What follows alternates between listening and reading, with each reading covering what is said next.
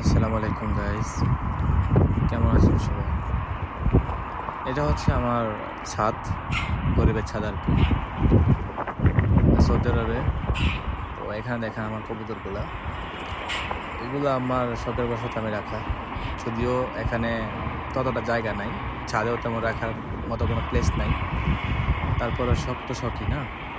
দেখেন পানির ট্যাঙ্কের নিচে একটু জায়গা আছে, ওইখানে একটা কবুতরের ঘর বানাইছি। তো এইখানে আমার একটা কবুতর আছে, সে হচ্ছে 2টা বাচ্চা করছে, অনেক ছোট ছোট। দেখেন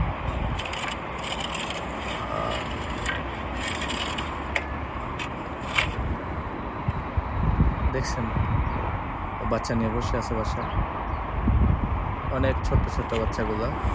কালকে একটা হয়েছে, তার আগের দিন একটা হয়েছে।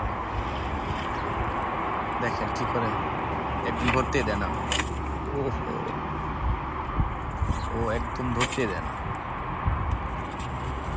ও নো, দেখেন এখন হচ্ছে বিকালবেলা 5-6টা বাজে, আকাশটা অনেক সুন্দর।